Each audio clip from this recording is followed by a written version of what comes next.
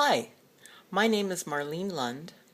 I am a Christian, and I want to tell you that if you are lesbian, gay, bisexual, transgender, or intersex, I know God loves you just the way He made you. I've been a Christian all my life. My parents were missionaries when I was young, and I grew up in an Indian tribe in northeast Brazil.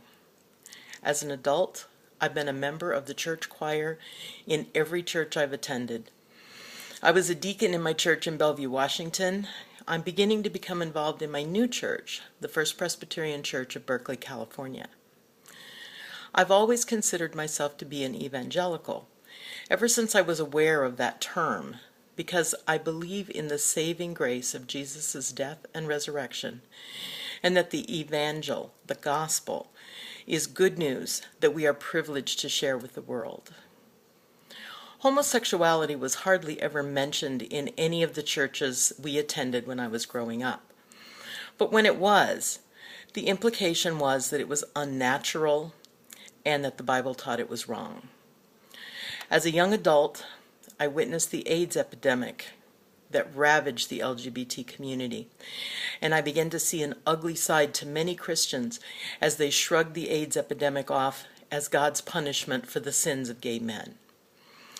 As a nurse, I witnessed the devastation of AIDS in the early 80s, and for the first time, I was seeing people in the LGBT community as loving, committed, hurting human beings who were suffering great loss, not the perverts I heard people in my church community talk about.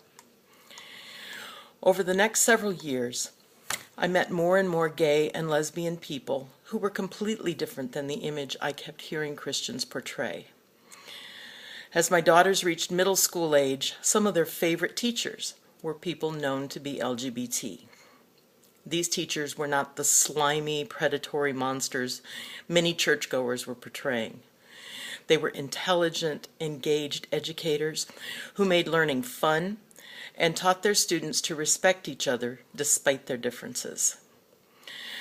My education continued over the next few years as my daughters entered high school, and our house was filled with their friends, several of whom were out as gay, lesbian, or bisexual.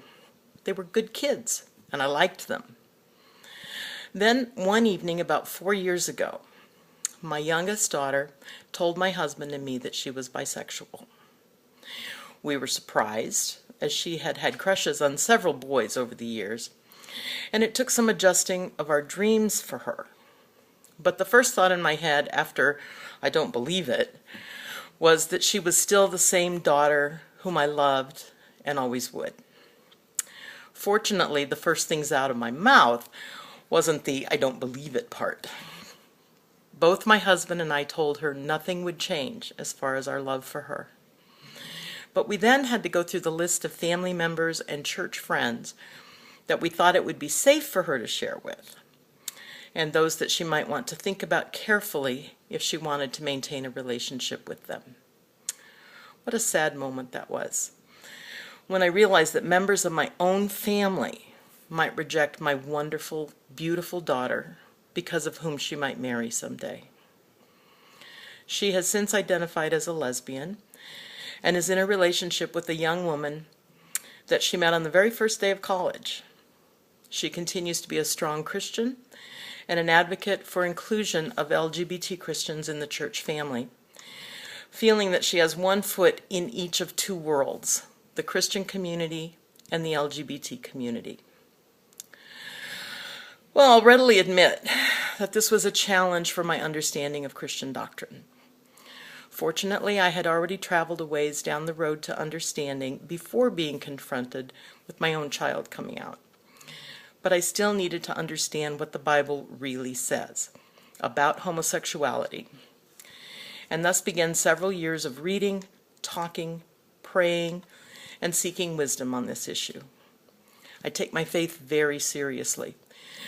So I didn't want to just say, well, she's my daughter and I love her, so I'll say it's okay. I wanted to really understand the truth.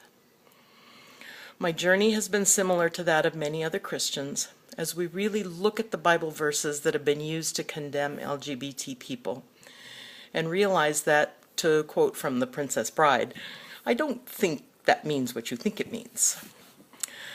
I'm now speaking out to friends in Christian circles and in my church and family to challenge my fellow Christians to really wrestle with the so-called clobber verses in the Bible and look at the lives of LGBT people in loving, committed relationships and fellow Christians who are gay, and to see that it seems the church got this one wrong, as we have with other things in the past. God didn't get it wrong. We misunderstood the message. God has told us to love one another and to love Him. Jesus exemplified love and acceptance in His life on earth. No distinction was made on sexual orientation, but rather on the orientation of the heart towards God. The good news, the evangel, is for all people, regardless of race, nationality, age, gender, social standing, background, and sexual orientation. I am living proof that there are lifelong evangelical Christians in this world that are not all like that. I invite my brothers and sisters in the faith to take the journey, do the research, and ask God for guidance. I suspect you will also become a not all like that Christian. Thank you.